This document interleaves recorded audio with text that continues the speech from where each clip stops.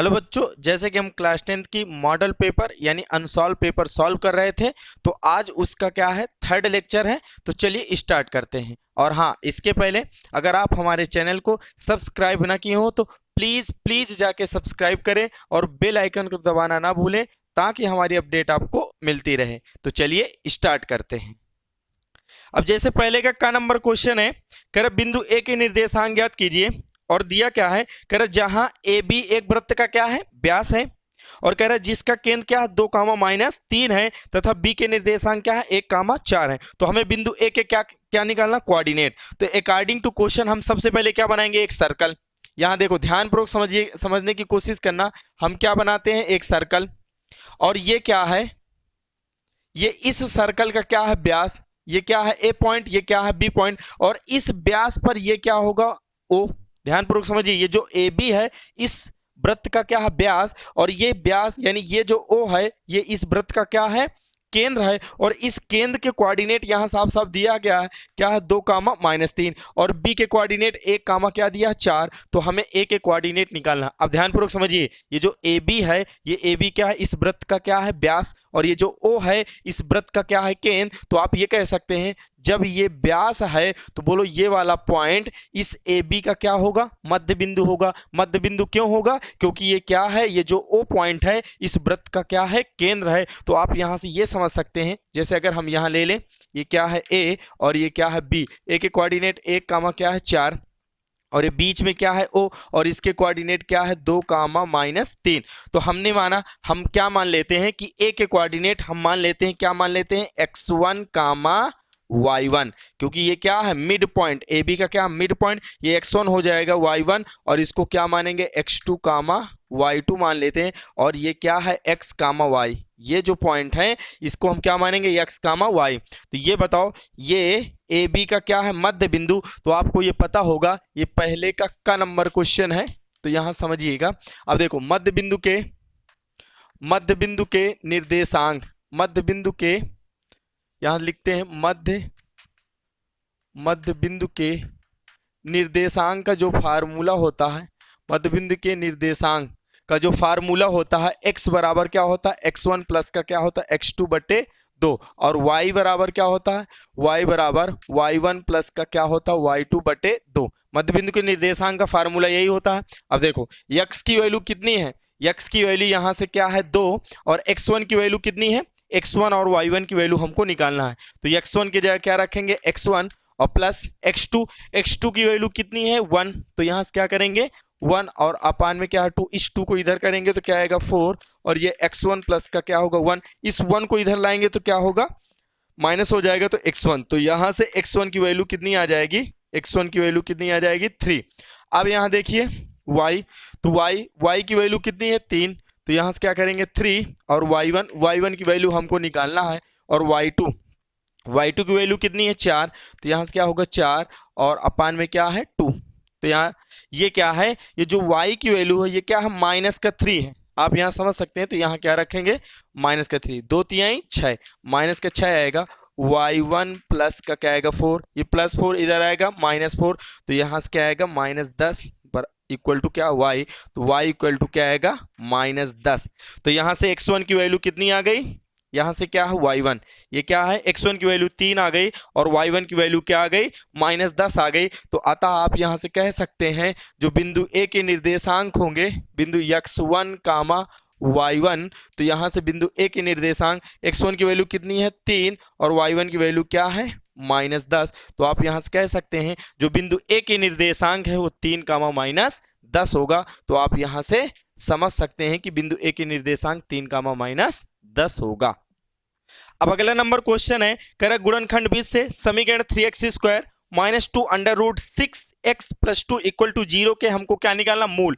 तो यहां से खा नंबर क्वेश्चन है, यहां से खा नंबर क्वेश्चन है। और दिया क्या है, कह रहा है 3x² -2√6x और +2 = 0 के हमको क्या निकालना, मूल। मूल का मतलब होता है x की वैल्यू क्या होती है, मूल। यानी x की जो वैल्यू होती है उन्हीं को हम क्या कहते हैं, मूल। तो हमें यहाँ क्या करना है, x की वैल्यू निकालना। तो ध्यानपूर्वक समझिए, सबसे पहले हमारा काम क्या होता है, ये वाली वैल्यू का इधर क्या कराएंगे गुणा, ध्यानपूर्वक समझिए, इस 3 का इसके साथ क्या कराएंगे गुणा, तो 3 गुणे 2 यानी 2 तिहाई 6, ध्यानपूर्वक समझिएगा, 3 दूनी 6 यानी गुणा करने पर कितना आना चाहिए 6, और यहाँ क्या लगा प्लस, क्या लगा प्लस, तो यानी गुणा करने पर 6 आना चाहिए, यहाँ लगा प्लस, तो यानी जोड़ने पर क्या आना चाहिए 2√6, यानी जोड़ने पर क्या आना चाहिए 2√6 आना चाहिए, और गुणा करने पर क्या आना चाहिए 6। तो ध्यानपूर्वक समझिए, क्या √6 गुणे √6 इक्वल टू क्या होगा 6। देखो ना, कोई भी संख्या, अगर कोई भी दो चीजें सेम चीजें अंडर रूट में है और उनका आपस में मल्टीप्लाई कराते हैं तो उसका अंडर रूट क्या होता है, हट जाता है। जैसे √6 इंटू तो क्या आएगा यहाँ 6 आएगा, तो √6 गुणे √6 करेंगे तो क्या आएगा 6, तो गुणा करने पर क्या आया 6। अगर इन दोनों को हम क्या कर दें जोड़ दें, अगर इन दोनों को जोड़ दें तो √6 प्लस √6 क्या आएगा √2√6। तो देखो ना, गुणा करने पर 6 आया और जोड़ने पर क्या आया 2√6, तो ये फैक्टर यहाँ बन गया। तो यहाँ करेंगे क्या, यहाँ से करेंगे 3x² माइनस, अब यहाँ क्या करेंगे, यहाँ लिखेंगे √6 प्लस √6, और यहाँ क्या है x, तो x लिखेंगे और +2 इक्वल टू क्या करेंगे 0, तो यहाँ से क्या आएगा 3x² माइनस के अंदर मल्टीप्लाई कराइए, ये प्लस माइनस क्या आएगा माइनस, और इस x का गुणा होगा तो ये हो गया प्लस माइनस का √6 और x और प्लस का क्या होगा 2 इक्वल टू 0। अब ध्यानपूर्वक समझिएगा, इसको हम कैसे लिख सकते हैं, इधर देखो, क्या हम 3 को √3 गुणे √3 लिख सकते हैं, क्योंकि √3 गुणे √3 इक्वल टू क्या आएगा 3 आएगा, बिल्कुल आएगा। तो हम क्या इसको हम ऐसे √3 गुणे √3 और ये क्या है x², और इस 6 को हम लिखेंगे √2 गुणे √3 और इनटू में क्या है x, बिल्कुल ये x लिख दिया। फिर इस √6 को फिर उसी तरह लिख लेंगे √2 गुणे √3 और इनटू में क्या है x हो गया। अब यहां देखिए, और प्लस क्या हम इस 2 को √2 गुणे √2 लिख सकते हैं, क्योंकि √2 गुणे √2 करेंगे तो क्या आएगा 2 आएगा, तो हम इसको भी √2 गुणे यहां से देखते हैं √2 हम कर सकते हैं, और इक्वल टू क्या है 0। अब ध्यानपूर्वक समझिए, अब हम यहाँ कॉमन लेते हैं, यहाँ कॉमन क्या है √3 और साथ में क्या है x, कॉमन लेंगे तो यहाँ से क्या बचेगा √3 और एक x बचा, माइनस √3 से कट गया, √3x कट जाएगा, बचेगा क्या √2, ये आया। अब देखो, जो चीज इसमें आया है वही अगले कोष्टक में आना चाहिए। तो अब यहाँ ध्यानपूर्वक समझिए, यहाँ हम क्या कॉमन ले सकते हैं, क्या यहाँ माइनस का √2 हम कॉमन ले लें, बिल्कुल लेंगे।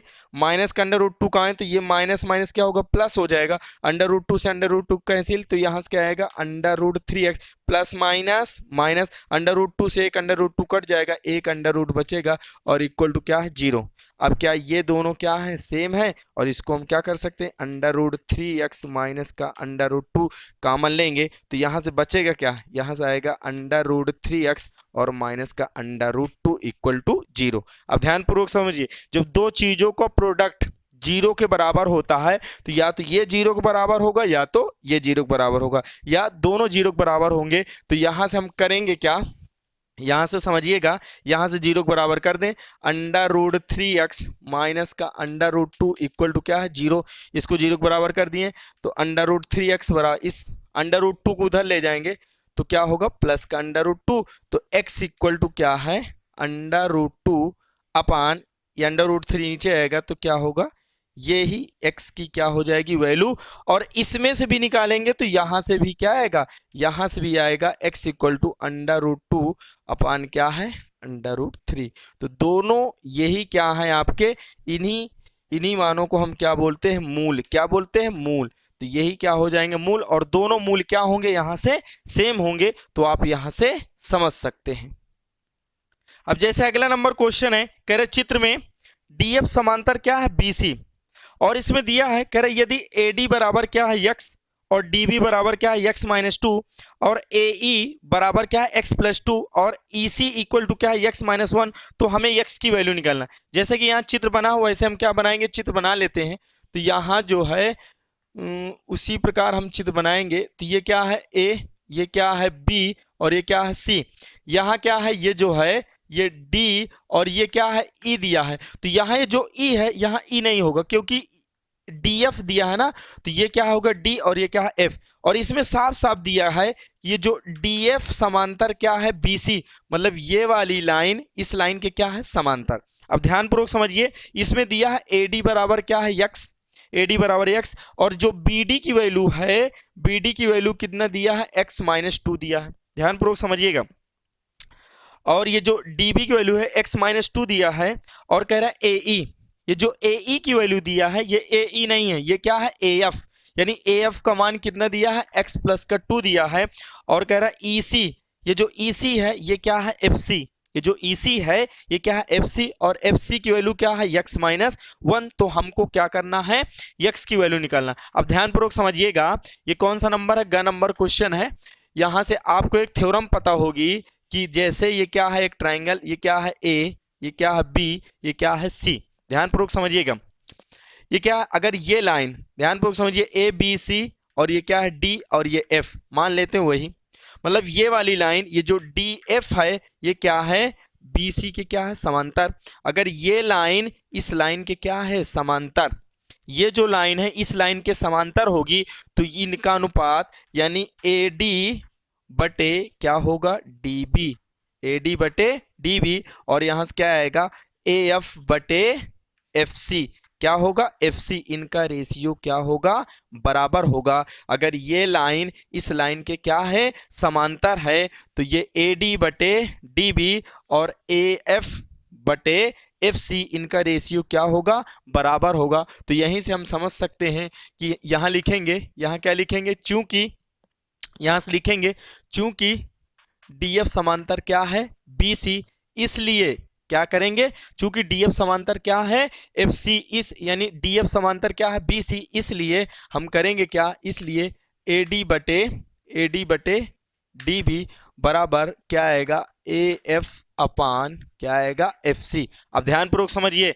वहां से वैल्यू रखो, ए डी की वैल्यू कितनी है एक्स, देखो ना ये जो ए डी की वैल्यू क्या है एक्स, और बी डी की वैल्यू यानी डी बी की वैल्यू क्या है x minus two, equal to A F की वैल्यू कितनी है एक्स प्लस टू, और एफ सी की वैल्यू क्या है एक्स माइनस का क्या है वन। अब ऐसे क्या करा दो, मल्टीप्लाई कराएंगे, तो कराएंगे यहाँ से आएगा यक्स, और ये क्या आएगा यक्स माइनस वन, और इसको कराएंगे तो क्या आएगा एक्स प्लस टू, और ये क्या है x माइनस टू, यहां से क्या करेंगे x माइनस टू। अब ध्यानपूर्वक समझिएगा, आपको ये फार्मूला पता होगा ए स्क्वायर माइनस बी स्क्वायर बराबर क्या होता है, यानी ए स्क्वायर माइनस बी स्क्वायर बराबर ए प्लस बी, और क्या होता है ए माइनस बी, ए कोष्ट में ए प्लस बी, ए कोष्ट में ए माइनस बी। तो ध्यानपूर्वक समझिए, इसका अंदर गुणा कराएंगे तो x का गुणा x के साथ क्या आएगा एक्स स्क्वायर, माइनस का क्या होगा x। अब ध्यान ये देखो, ये x plus two x minus two, यानी एक में a प्लस बी यानी x प्लस टू है, एक में x minus two, a plus b a minus b equal to क्या होता है a square minus b square, तो यानी एक्स स्क्वायर और माइनस दो का स्क्वायर करेंगे, दो दूनी चार, क्या ये एक्स स्क्वायर से एक्स स्क्वायर कट जाएगा, तो यहाँ से क्या बचेगा माइनस एक्स बराबर क्या आएगा माइनस चार, ये दिस माइनस कट जाएगा, तो x इक्वल टू क्या आएगा चार आएगा। तो यही आपका क्या होगा आंसर, तो आप यहाँ से समझ सकते हैं। अब जैसे अगला नंबर क्वेश्चन है, करे एक घड़ी की मिनट की सुई, करे जिसकी लंबाई कितनी है 14 सेंटीमीटर है, करे इस सुई द्वारा 5 मिनट में रचित क्षेत्रफल ज्ञात कीजिए। तो सबसे पहले हम इसका क्या बनाएंगे चित्र, घ नंबर क्वेश्चन है, चित्र बनाते हैं। ये क्या है, मान लो एक घड़ी, ये क्या है सर्कल, और ये क्या है घड़ी। अब ध्यानपूर्वक समझिए, मान ली ये क्या है केंद्र, मान लो ये क्या है घड़ी, और ये घड़ी के क्या है केंद्र है, यहीं पर सुई लगी है, और ये क्या मिनट वाली सुई है। ये जो मिनट वाली सुई है घड़ी की क्या होती है एकदम बराबर, तो ये जो है एक सर्कल की तरह है, और ये जो है ये घड़ी की जो सुई है ये किसका काम करेगी, रेडियस मतलब त्रिज्या का काम करेगी, और इसकी लंबाई कितने सेंटीमीटर है 14 सेंटीमीटर है। तो सपोज करो यानी मान लो कि पहले घड़ी की सुई पहले कहाँ थी, यहाँ थी, और ये घड़ी की सुई 5 मिनट के बाद ये घड़ी की सुई कहाँ आ गई, यहाँ आ गई। ध्यानपूर्वक समझिए, पहले घड़ी की सुई कहाँ थी, यहाँ थी, और ये 5 मिनट के बाद कहाँ आ गई, यहाँ आ गई। तो इसके यहाँ कितने डिग्री का कोण बनेगा, ध्यानपूर्वक समझिएगा। घ नंबर क्वेश्चन है वो, यानी ये क्या है, अब देखो ध्यानपूर्वक समझिए, ये कौन सी सुई है, मिनट वाली सुई। अब आपको ये पता होगा कि जो मिनट वाली सुई होती है एक चक्कर लगाने में कितने देरी लेती है, मतलब जो मिनट वाली सुई होती है एक चक्कर कितने देर में लगाती है। तो आप बोलेंगे कि सर जो मिनट वाली सुई होती है एक चक्कर 60 मिनट में लगाती है। कितने मिनट में लगाती है? 60 मिनट। तो आप ये कह सकते हैं इस सुई को एक चक्कर मारने में कितने मिनट लगेंगे? 60 मिनट। तो आप यहां से कह सकते हैं कि 60 मिनट में क्या लिखेंगे? 60 मिनट में एक चक्कर मारती है, एक चक्कर मारती है, एक चक्कर मारती है। कौन सी सुई? मिनट वाली सुई। यानी 60 मिनट में एक चक्कर मारती है कौन सी सुई? मिनट वाली सुई। अब बोलो, यहां देखो, अब ये घड़ी यानी ये जो सुई है एक चक्कर अगर मारेगी, कोई भी चीज अगर एक चक्कर मारती है तो उसके द्वारा कितने डिग्री कोण बनेगा? 360 डिग्री का। 360 डिग्री बनेगा। तो कह रहा 60 मिनट में एक चक्कर मारती कौन सी सुई?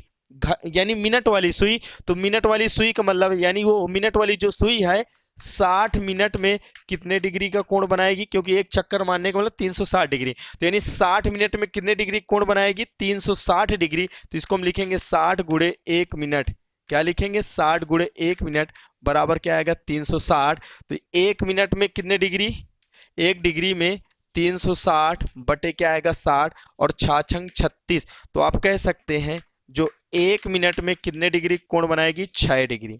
ध्यानपूर्वक समझिएगा, जो मिनट वाली सुई है 1 मिनट में 6 डिग्री का कोण बनाएगी। अब यहां ध्यानपूर्वक समझिए, पहले मिनट वाली सुई यहां थी, ये 5 मिनट के बाद यहां पहुंच गई। तो जब 1 मिनट में 6 डिग्री का कोण बनाएगी तो बोलो 5 मिनट में कितने डिग्री कोण बनाएगी? तो यहां से लिखेंगे 1 मिनट में 6 डिग्री। तो यहां से लिखेंगे 5 मिनट में, 5 मिनट में कितने डिग्री? 6 गुणे कितना आएगा? 5। तो 6 पंजे 30 डिग्री। ध्यानपूर्वक समझिए, 1 मिनट में 6 डिग्री तो 5 मिनट में 30 डिग्री। तो आप यहां से कह सकते हैं कि यहां बनने वाला कोण कितने डिग्री होगा? 30 डिग्री। तो थीटा बराबर कितने डिग्री आएगा? 30 डिग्री। और ये क्या है? ये एक त्रिज्या का काम करेगी। तो त्रिज्या क्या है? 14 सेंटीमीटर। अब ध्यानपूर्वक समझिएगा, ध्यानपूर्वक इधर समझिए। और ये क्या है? इसका हमको क्या निकालना है? क्योंकि पहले मिनट वाली सुई यहां थी, 5 मिनट बाद यहां आ गई, तो इसके द्वारा रचित क्षेत्रफल निकालना, ये वाला क्षेत्रफल निकालना है। और ये क्या है? त्रिज्यखंड। तो यहां से निकाल लेंगे, यहां से निकालेंगे, क्या निकालेंगे? 5 मिनट में, 5 मिनट में रचित क्षेत्रफल, 5 मिनट में रचित क्षेत्रफल यहां से क्या आएगा? और क्या है? त्रिज्यखंड। तो त्रिज्यखंड का क्षेत्रफल होता है पाई आर स्क्वायर बटे 360 गुणे क्या होता? थीटा। तो यहां से क्या करेंगे? पाई आर। आर की वैल्यू क्या है? 14। तो यहां से क्या करेंगे? 14 गुणे क्या करेंगे? 14 और बटे 360 गुणे थीटा। थीटा की वैल्यू क्या है? 30। तो यहां से क्या करेंगे? 12 तिहाई 36, ये क्या आ जाएगा? 12 हो जाएगा। और यहां से अब पाई की वैल्यू रखो 22/7। तो क्या होगा? 22/7 और ये क्या है? 12 और गुणे क्या है? 14 गुणे क्या है? 14। देखो ध्यानपूर्वक समझिए, 7 दूनी 14। अब यहां से काटेंगे 2 छंग 12, 2 एकम 2, 2 एकम 2 और ये क्या करेंगे? 2 तिहाई 6। तो यहां से क्या आ गया? यहां से बचा 14 गुणे क्या बचा? 14। यहां से क्या बचा? 11 और क्या बचा? 14 और अपान में क्या है? 3। और इसका मल्टीप्लाई कराएंगे तो 11 का गुणा कराने का तरीका बताए थे, ये क्या है? 4 और इधर लिख लो 1, इधर लिखा 4, इधर लिखा 1, इन दोनों को जोड़ दो, 4 1 क्या आएगा? 5।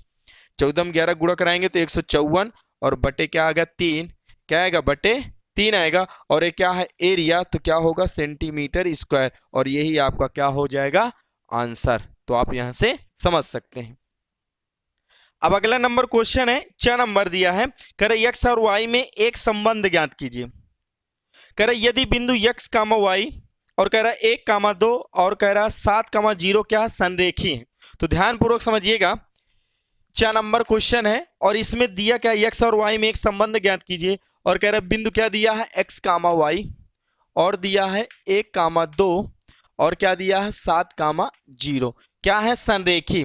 आपको पता होगा कि संरेखी के लिए होता क्या है, आपको यह पता होगा कि संरेखी के लिए, ध्यानपूर्वक समझिएगा, संरेखी के लिए त्रिभुज का क्षेत्रफल क्या होता है? त्रिभुज का क्षेत्रफल यहां नीचे लिखते हैं, संरेखी के लिए यहां लिखेंगे त्रिभुज का क्षेत्रफल इक्वल टू क्या होता है? 0। ध्यानपूर्वक इस बात को समझना कि अगर कोई भी 3 पॉइंट क्या है? संरेखी। संरेखी मतलब होता है एक ही रेखा में होना। कोई भी 3 पॉइंट अगर एक ही रेखा में है तो उन्हें हम क्या बोलेंगे, संरेखी बिंदु। कौन से बिंदु, संरेखी। तो अगर संरेखी के लिए होता क्या है, त्रिभुज का क्षेत्रफल किसके बराबर होता है, 0 के बराबर होता है। तो यहां सबसे पहले हम इनको नाम देते हैं, ये क्या है x1, ये क्या है y1, ये क्या है x2, ये क्या है y2, ये क्या है x3, ये क्या है y3। ध्यानपूर्वक समझिएगा। अब हम यहां लिखेंगे त्रिभुज का क्षेत्रफल, त्रिभुज का क्षेत्रफल।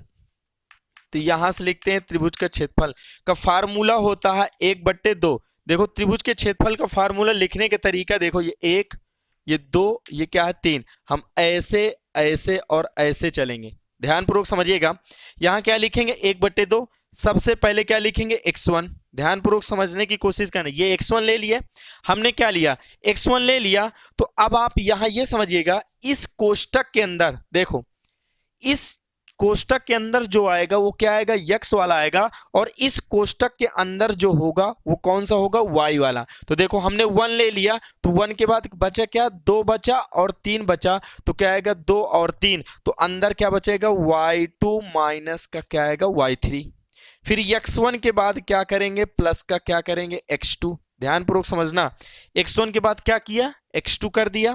हमने आपको बताया है कि इस कोष्टक के बाहर x आएगा और इस कोष्टक के अंदर केवल और केवल क्या आएगा, y वाले आएंगे। तो x1 के बाद हमने क्या लिया, x2 ले लिया, x2 लिया। तो अब ये देखो, ये वाला x2 लिया, x2 यानी हमने क्या लिया, 2 वाला ले लिया, तो बचा क्या 3 और 1 बचा। तो पहले क्या आएगा 3, तो यहां क्या लिखेंगे y3 और माइनस का क्या आएगा y1। समझ गए। फिर x2 के बाद क्या लिखेंगे x3, क्या लिखेंगे x3।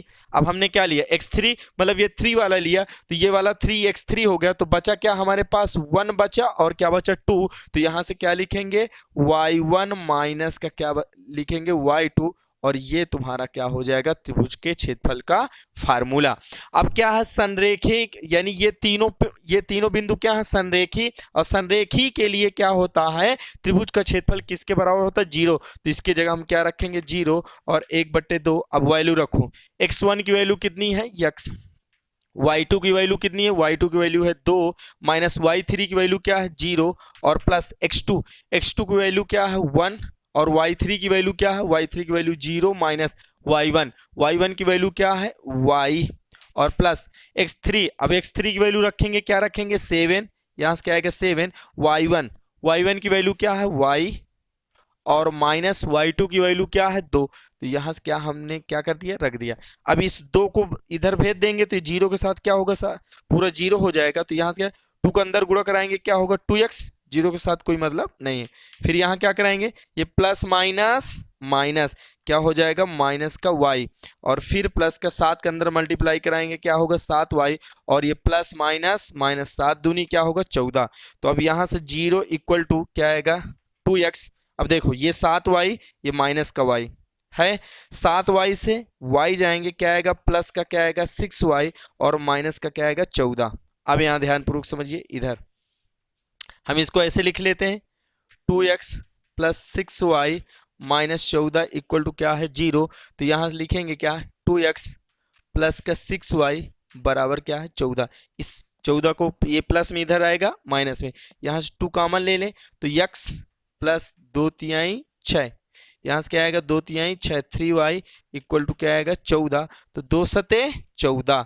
तो आप यहाँ से सिंपल कह सकते हैं x प्लस का 3y, यानी 2 सते 14। तो यहाँ क्या लिखेंगे 7। तो x प्लस का 3y इक्वल टू क्या है 7, और यही x और y में क्या होगा, संबंध होगा। तो यहाँ से आप क्या कर सकते हैं, समझ सकते हैं।